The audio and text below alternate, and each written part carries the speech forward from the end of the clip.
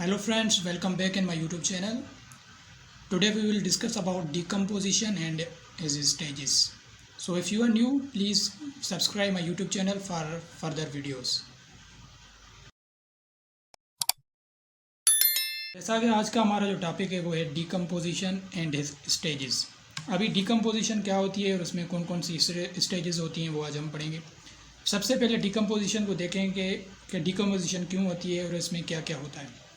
Decomposition में क्या होता है कि एनिमल या ह्यूमन बॉडी में जो भी कॉम्प्लेक्स मॉलिक्यूल्स होते हैं वो ब्रेक हो जाते हैं सिंपल ऑर्गेनिक मैटर्स में।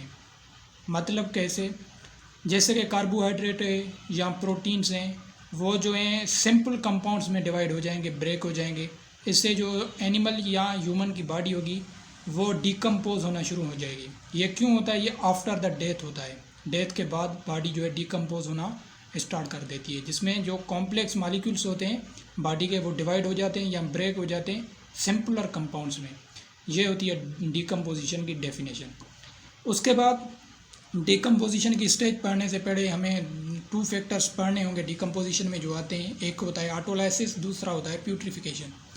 डिकम्पोजिशन स्टार्ट कब होती है? डेथ के फ़ौरन बाद। अगर डेथ हो जाती है तो डिकम्पोजिशन भी स्टार्ट हो जाती है बॉडी की। उसमें 2 फैक्टर्स होते हैं। कौन कौन से? एक ऑटोलाइसिस होता है, दूसरा होता है प्यूट्रिफिकेशन।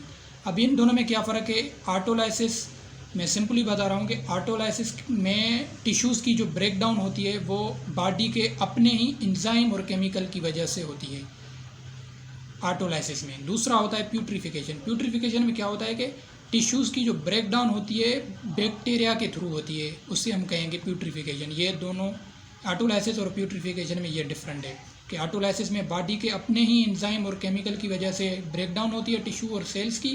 प्यूट्रिफिकेशन में बाय बैक्टीरिया की थ्रू ब्रेक डाउन होती है। ये दोनों में फ़र्क है। डिकम्पोजिशन में ये दोनों फैक्टर्स माना रखते हैं।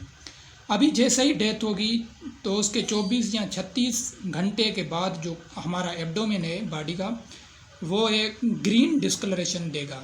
हम समझ लेंगे कि बॉडी जो है डिकम्पोजिशन होना शुरू कर दिया है, मतलब वो डिकम्पोज होना शुरू हो गई है जब एब्डोमेन पे ग्रीन डिस्कलरेशन हो जाएगी। और डेथ के 24 या 36 घंटे के बाद ये प्रोसेस स्टार्ट हो जाते हैं। अभी इसकी स्टेजेस कौन सी हैं जो हमें पढ़नी है आज डिकम्पोजिशन की? 5 स्टेजेस हैं डिकम्पोजिशन की। पहली स्टेज को हम फ्रेश स्टेज कहते हैं, दूसरी को हम ब्लोटेड स्टेज कहते हैं, तीसरी को डिके स्टेज कहते हैं, चौथी को पोस्ट डिके स्टेज कहते हैं, 5वीं को ड्राई स्टेज कहते हैं। ये स्टेजेस हैं डिकम्पोजिशन की जो हम एक एक करके पढ़ते हैं। जी, हमने जो ये 5 स्टेज देखी उनमें से पहली स्टेज जो थी वो थी फ्रेश स्टेज। फ्रेश स्टेज जैसे डेथ होती है उसके बाद 1 या 2 दिन पहले वाले वो फ्रेश स्टेज में एनिमल या ह्यूमन की बॉडी होती है डिकम्पोज में। फ्रेश स्टेज उसे हम कहते हैं। उसमें भी यही होता है, जो प्रोटीन या कार्बोहाइड्रेट होते हैं लार्ज मॉलिक्यूल्स वो सिंपलर कंपाउंड्स में आ जाते हैं। उसके बाद जो कैडवेयर होता है, हमारी डेड बॉडी होती है, उसको फ्लाइज जो हैं डिटेक्ट करती हैं, मतलब मक्खियाँ वगैरह इंसेक्ट्स वगैरह डिटेक्ट करते हैं उसकी अडोर से। उसके बाद उसकी आइज़ में फ्लाइज आएंगी, नोस्ट्रिल्स में भी आएंगी, माउथ में भी आएंगी, जेनिटल ओपनिंग अनस वगैरह में भी आ जाएंगी, क्योंकि उसको फ्लाइज जो है मक्खियाँ वगैरह डिटेक्ट कर लेती हैं कि यहाँ पे डेथ बॉडी पड़ी हुई है, उसको मतलब खाना शुरू कर देंगी। ये पहली फ्रेश स्टेज है। ये 1 या 2 दिन स्टार्टिंग वाले में एनिमल की या ह्यूमन की बॉडी रहती है। दूसरा होता है ब्लोटेड स्टेज। ब्लोटेड स्टेज 2 से 6 दिन तक रहती है। इसमें प्रोसेस रहता है बॉडी का 2 से 6 दिन तक ब्लोटेड स्टेज में रहती है। इसमें क्या होता है? प्यूट्रिफिकेशन स्टार्ट होती है, मतलब जो ब्रेकडाउन होती है बैक्टीरिया के थ्रू होती है।